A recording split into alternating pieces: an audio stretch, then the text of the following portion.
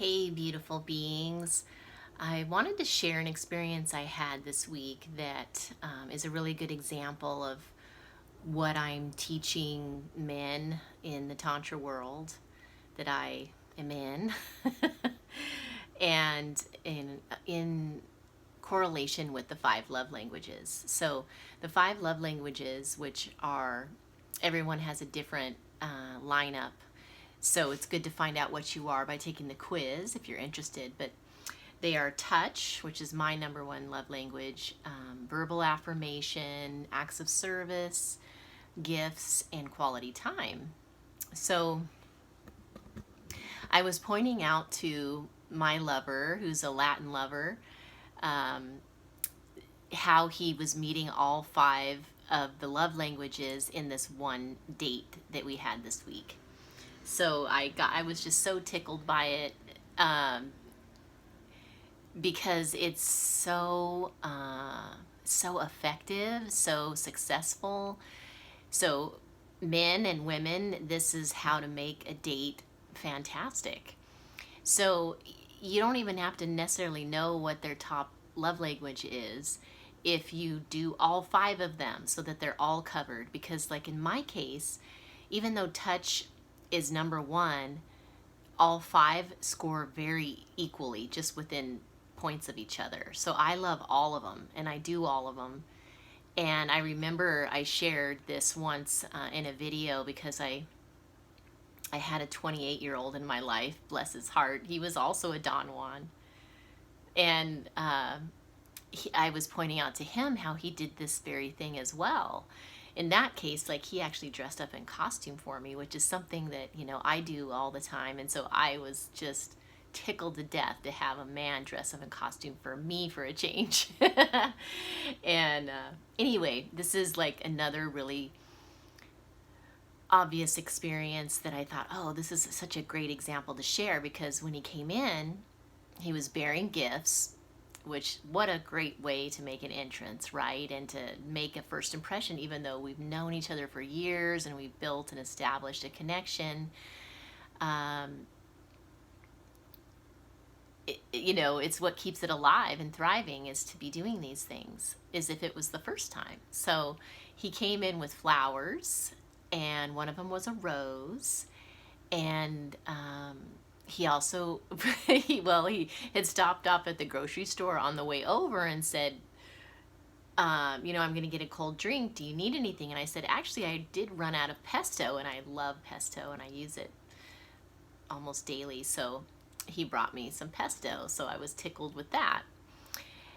And then, obviously, he came over from the other side of the island, because we do live on different sides, and he is coming to spend quality time with me at my request, because I was like, hey, can you meet Tuesday night? And we get together at 4 p.m. and we have this certain date that we do. And it involves Tantra. And so I said, and of course, touch is my number one love language, and that was going to be met even doubly so this particular night, because I said, I just got back in the gym. It's been 2 weeks. My whole body is so sore. And I said, will you help me out? And can we start with massage? And, can he come over a little earlier at 3? So he agreed, and so we started off doing that, and oh my God, that was so awesome. I just love massage. I feel like I go into bliss immediately. Oh, anyway. And he's quite good at it, because he was really feeling into the spots. He seemed to be getting all the right pressure points, and yeah, he was doing an awesome job. And then it led straight into our Tantra experience together. And what else? Oh, and then I had told him also, I said, you're so naturally good at verbal affirmation anyway, because he's just very positive, and he's always thanking me for stuff and complimenting me. And so I told him he was naturally good at that. And I think, did we cover all of them now? Acts of service was also him being willing to come over and do some massage, to lead up to our experience. And so that meant a lot to me, even though I think it's enjoyable for him too. But anyway, I just thought I'd share that because that's what makes a relationship sustainable, when needs are being met and when all the 5 love languages are being met. That's a really powerful punch for a date if you have all 5 covered. And in general in your relationship, or is there one that's a little bit missing, or one that's kind of lagging? Or because I was talking yesterday with a couple at the beach, and her number 1 is quality time, and she was talking about how he was just gone like 12 hours a day and hardly home, and that's a recipe for divorce. And I said so, even though it was kind of awkward. I just was like, ooh, that just doesn't sound like that's gonna last. So anyway, just to give you an example of the other side of the coin, there's this book called How to Affair Proof Your Marriage, and it's kind of the same thing. It's the 5 love languages are like the basic ones, but there's other languages or needs too. Like women, for instance, have more of a need for conversation, in particular. And certain people really value good conversation. And because if you're going to spend years of your life with this person, you want to enjoy conversation with them, otherwise they can get boring really fast. So anyway, I thought that was it's a great ideal to work toward, and just check in at least and see, how am I doing with these different love languages, and am I really hitting the top ones for my partner?